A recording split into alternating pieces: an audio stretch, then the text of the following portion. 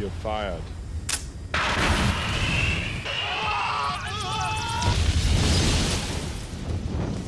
I love action media.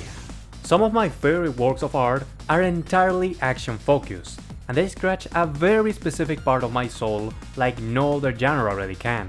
Things like Terminator, John Wick, Tokyo Gore Police, Devil May Cry, Bayonetta, any Tarantino movie, and recently God Hand and Kamen Rider always serve as a little comfort zone for me. Just watching a protagonist doing crazy and exaggerated shit to defeat their opponents is usually more than enough to make me smile like a child, and I really appreciate that. Something about that sheer confidence exuded in works like Mad Max Fury Road or The Matrix, for example, really gives off a great positive energy. Like, these are works where everyone involved not only really loved what they were doing, but you could almost make me believe they were having so much fun and a great time while doing so. At least, that's how I like to see it. I know that creating any work of art is definitely harder than experiencing it, and that an insane amount of talented people work really hard so that folks like me could get to enjoy the fruits of their efforts.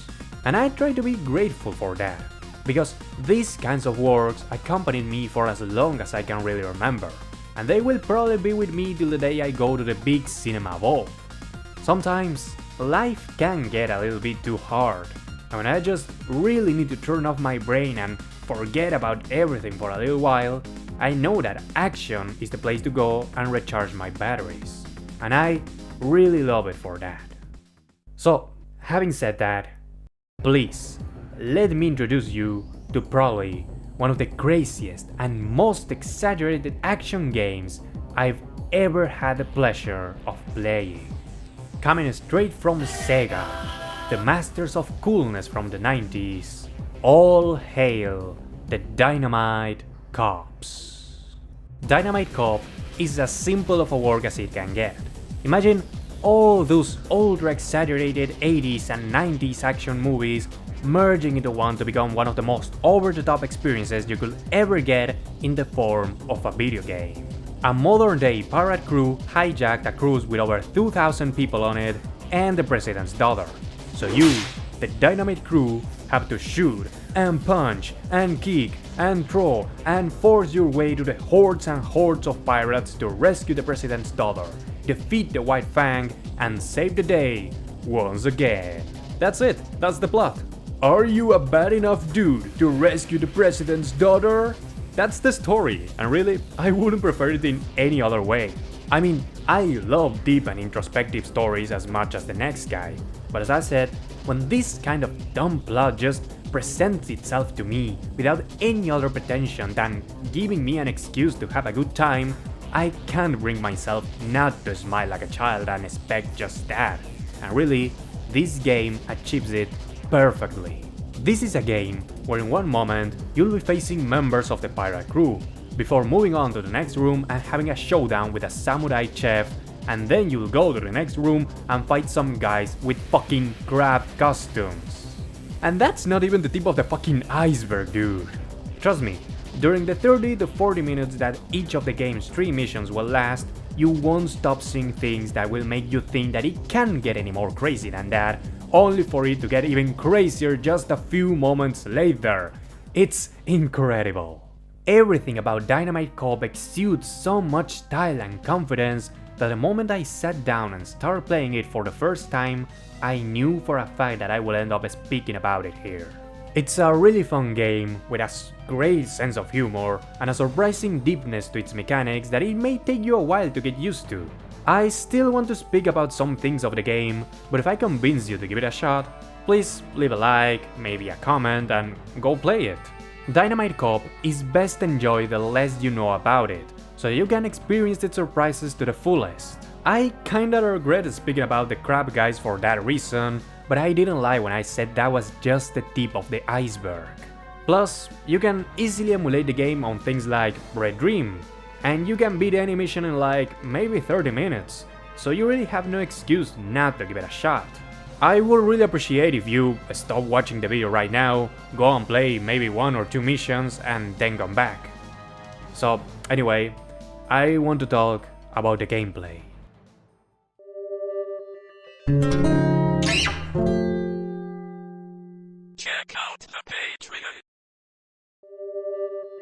Dynamite Cop is an arcade beat-em up, and in case some of you don't know what these games are about, they are, on the surface, about facing an army of goons and beating them up. Quite simple, right?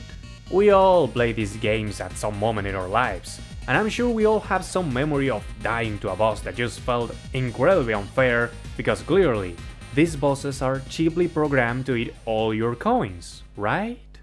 Objection! Beat-em ups are much deeper than one may believe at first. They have techniques, strategies, ways to turn the game on your favor and cheese it to the max.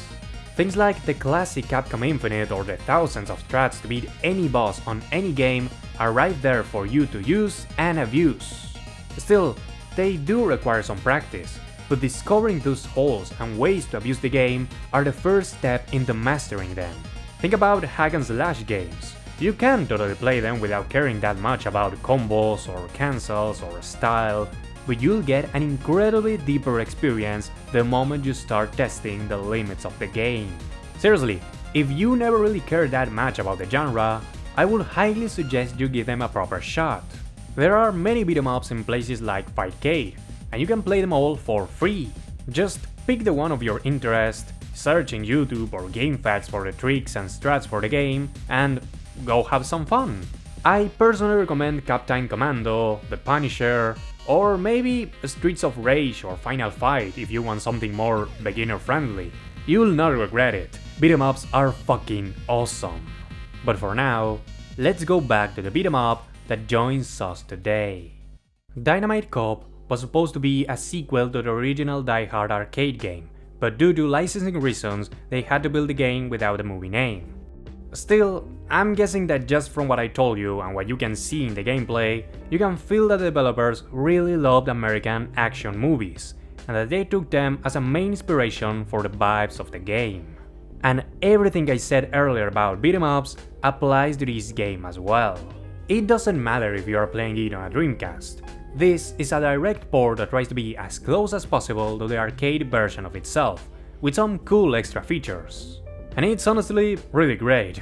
You can choose between 3 different ways to approach the mission, and they all vary in the order in which stages are presented, but most importantly, in the amount of credits you'll have at your disposal. Mission 1 will give you an infinite amount of credits, Mission 2 will give you 8 credits, and Mission 3 will only give you 4. And when they run out, it's over. You can smash buttons all you want, you're not getting another chance.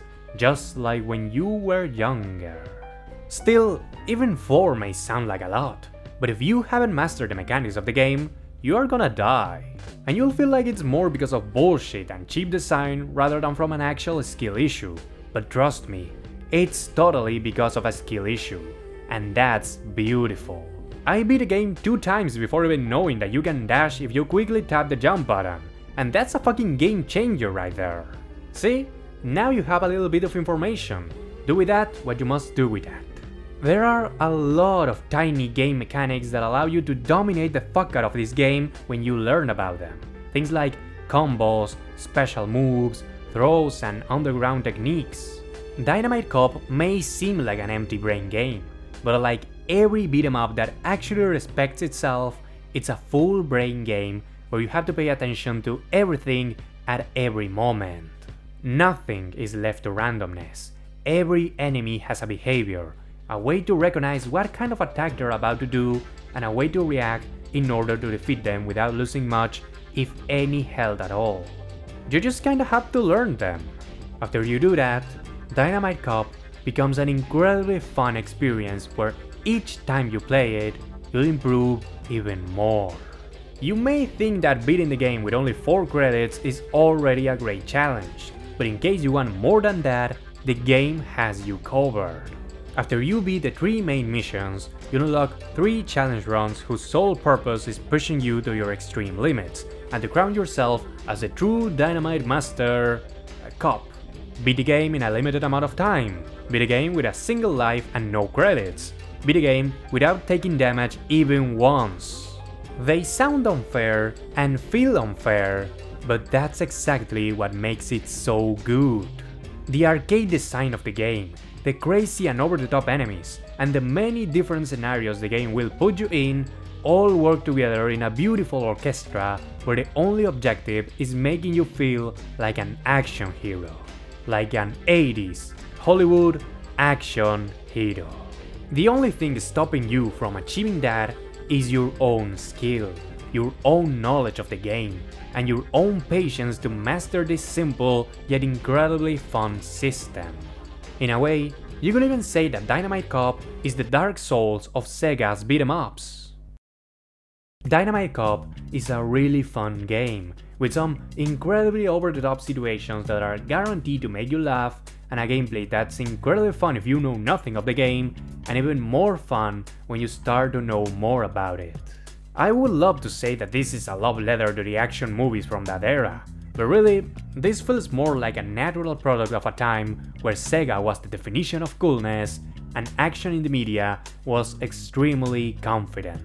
I really want more people to know this game and to play it, to have some fun and enjoy it. You can try this one out, or if you prefer, you can try out the sequel, Dynamite Asian. It's really more of a reskin than a sequel, but it's pretty good. It adds some new characters, new bosses, and some new special movesets. I personally prefer the original Dynamite Cop, but hey, maybe someone doesn't. Anyway, that's it for now. I hope you enjoyed the video. I certainly enjoyed making it. I really wanted to share this little discovery I had, so thanks for getting to this point. I love you and want the best for you. See ya, Space Cowboy.